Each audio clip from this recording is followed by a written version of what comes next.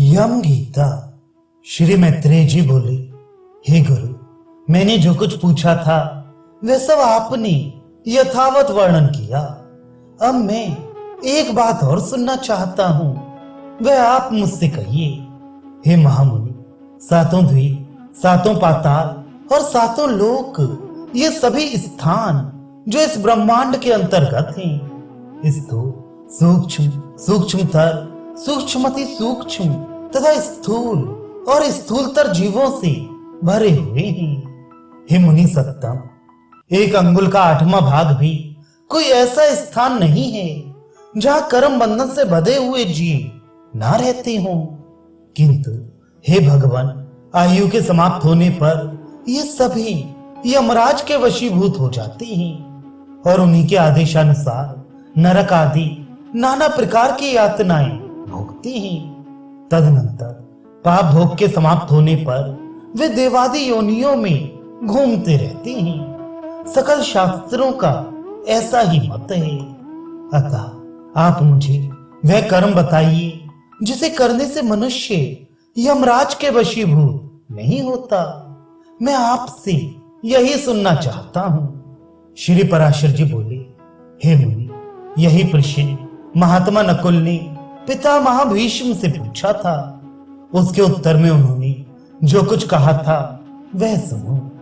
भीष्म जी ने कहा, हे वत्स, पूर्व काल में मेरे पास एक कलिंग देशीय ब्राह्मण मित्र आया और मुझसे बोला।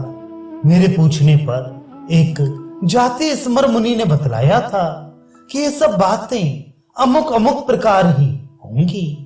हे वत्स, उस बुद्धिमान ने जो बातें जिस प्रकार होने को कही थी वे सब ज्यों की त्यों हुई। इस प्रकार उसमें श्रद्धा हो जाने से मैंने उससे फिर कुछ और भी प्रश्न किए और उनके उत्तर में उस द्विजश्रेष्ठ ने जो बातें बतलाई उनके विपरीत मैंने कभी कुछ नहीं देखा। एक दिन जो बात तुम मुझसे पूछते हो वही मैंने उस कलिंग ब्राह्मण से पूछी। उस समय उसने उस मुनि के वचनों को याद करके कहा कि उस जाति स्मर ब्राह्मण ने यम और उनके दूतों के बीच में जो संवाद हुआ था वह अति गूढ़ रहस्य मुझे सुनाया था। वही मैं तुमसे कहता हूं। कालिंग बोला। अपने अनुचर को हाथ में पाश लिए देखकर यमराज ने उसके कान में कहा, भगवान मधुसूदन के शरणागत व्यक्तियों को छोड़ देना, क्योंकि मैं जो विष्णु भक्त नहीं है ऐसे अन्य पुरुषों का ही स्वामी हूं। देव पूज्य विधाता ने मुझे यम नाम से लोगों के पाप पुण्य का विचार करने के लिए नियुक्त किया है। मैं अपने गुरु श्री हरि के वशीभूत हूं, स्वतंत्र नहीं हूं। भगवान विष्णु मेरा भी नियंत्रण करने में समर्थ हैं। जिस प्रकार स्वर्ण भेद रहित और एक होकर भी कटक, मुकुट तथा कर्णिका आदि के भेद से नाना रूप प्रतीत होता है, उसी प्रकार एक ही हरि का देवता, मनुष्य और पशु आदि नानाविध कल्पनाओं से निर्देश किया जाता है। जिस प्रकार वायु के शांत होने पर उसमें उड़ते हुए परमाणु पृथ्वी से मिलकर एक हो जाते हैं, उसी प्रकार गुण क्षोभ से उत्पन्न हुए समस्त देवता, मनुष्य और पशु आदि उसका अंत हो जाने पर उस सनातन परमात्मा में लीन हो जाते हैं। जो भगवान की सुरवर वंदित चरण कमलों की परमार्थ बुद्धि से वंदना करता है, घृताहुति से प्रज्वलित अग्नि के समान समस्त पाप बंधन से मुक्त हुए उस पुरुष को तुम दूर से ही छोड़कर निकल जाना। यमराज के ऐसे वचन सुनकर पाशहस्त यमदूत ने उनसे पूछा, प्रभु, सबके विधाता भगवान हरि का भक्त कैसा होता है, यह आप मुझसे कहिए। यमराज बोले, जो पुरुष अपने वर्ण धर्म से विचलित नहीं होता, अपने सुहृद और विपक्षियों के प्रति समान भाव रखता है, बलपूर्वक किसी का द्रव्य हरण नहीं करता और ना किसी जीव की हिंसा ही करता है, उस निर्मल चित्त व्यक्ति को भगवान विष्णु का भक्त जानो। जिस निर्मल मति का चित्त कली कलमश रूप मल से मलिन नहीं हुआ और जिसने अपने हृदय में सर्वदा श्री जनार्दन को बसाया हुआ है, उस मनुष्य को भगवान का अतीव भक्त समझो। जो एकांत में पड़े हुए दूसरे के सोने को देखकर भी उसे अपनी बुद्धि द्वारा तृण के समान समझता है और निरंतर भगवान का अनन्य भाव से चिंतन करता है, उस नरश्रेष्ठ को विष्णु का भक्त जानो।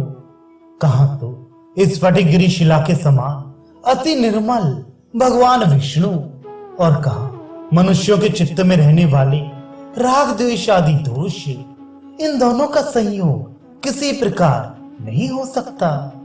चंद्रमा के किरण जाल में अग्नि तेज की उष्णता कभी नहीं रह सकती है। जो व्यक्ति निर्मल चित्त, मात्सर्य रहित, प्रशांत, शुद्ध चरित्र, समस्त जीवों का सुहृद, प्रिय और हितवादी तथा अभिमान एवं माया से रहित होता है, उसके हृदय में भगवान वासुदेव सर्वदा विराजमान रहते हैं। उस सनातन भगवान के हृदय में विराजमान होने पर पुरुष इस जगत के लिए शांत स्वरूप हो जाता है। जिस प्रकार नवीन शाल वृक्ष अपने सौंदर्य से ही भीतर भरे हुए अति सुंदर पार्थिव रस को बतला देता है, हेतु यम और नियम के द्वारा जिनकी पाप राशि दूर हो गई है, जिनका हृदय निरंतर श्री अच्युत में ही आसक्त रहता है तथा जिनमें गर्व, अभिमान और मात्सर्य का लेश भी नहीं रहा है, उन मनुष्यों को तुम दूर से ही त्याग देना। यदि खड्ग, शंख और गदाधारी अव्यय आत्मा भगवान हरि हृदय में विराजमान है, तो उन पाप नाशक भगवान के द्वारा उसके सभी पाप नष्ट हो जाते हैं। सूर्य के रहते हुए भला अंधकार कैसे ठहर सकता है? जो पुरुष दूसरों का धन हरण करता है, जीवों की हिंसा करता है तथा मिथ्या और कटु भाषण करता है, उस अशुभ कर्मोन्मत्त दुष्ट बुद्धि के हृदय में भगवान अनंत नहीं टिक सकते। जो कुमति दूसरों के वैभव को नहीं देख सकता, जो दूसरों की निंदा करता है, साधु जनों का अपकार करता है तथा संपन्न होकर भी ना तो श्री विष्णु भगवान की पूजा ही करता है और ना उनके भक्तों को दान ही देता है, उस अधम के हृदय में श्री जनार्दन का निवास कभी नहीं हो सकता। जो दुष्ट बुद्धि अपने परम सुहृद, बंधु बांधव, स्त्री, पुत्र, कन्या, माता पिता तथा भृत्य वर्ग के प्रति अर्थ तृष्णा प्रकट करता है, उस पापाचारी को भगवान का भक्त मत समझो। जो दुर्बुद्धि पुरुष असत कर्मों में लगा रहता है, नीच पुरुषों के आचार और उन्हीं के संग में उन्मत्त रहता है तथा नित्य प्रति पापमय कर्म बंधन से ही बंधता जाता है, वह मनुष्य रूप पशु ही है, वह भगवान वासुदेव का भक्त नहीं हो सकता। ये सकल प्रपंच और मैं एक परम पुरुष परमेश्वर वासुदेव ही हैं। हृदय में भगवान अनंत के स्थित होने से जिनकी ऐसी स्थिर बुद्धि हो गई हो, उन्हें तुम दूर से ही छोड़कर चले जाना। हे कमल नयन, हे वासुदेव, हे विष्णु, हे धरणीधर, हे अच्युत, हे शंख चक्र पाणी, आप हमें शरण दीजिए। जो लोग इस प्रकार पुकारते हो, उन निष्पाप व्यक्तियों को तुम दूर से ही त्याग देना। जिस पुरुष श्रेष्ठ के अंतःकरण में वे अव्यय आत्मा भगवान विराजते हैं, उसका जहां तक दृष्टिपात होता है, वहां तक भगवान के चक्र के प्रभाव से अपने बलवीर्य नष्ट हो जाने के कारण तुम्हारी अथवा मेरी गति नहीं हो सकती। वह महापुरुष तो अन्य वैकुंठ आदि लोकों का पात्र है।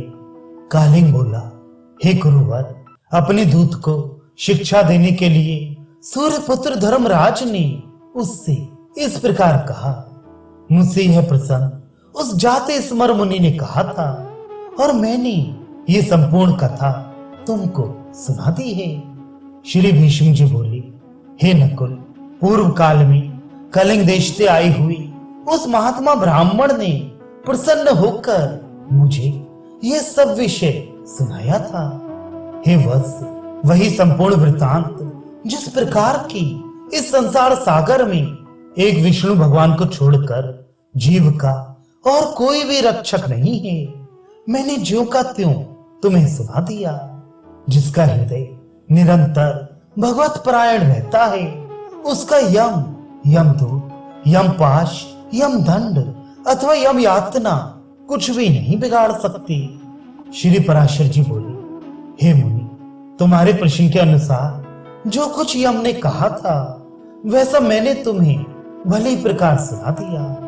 अब और क्या सुनना चाहते हो?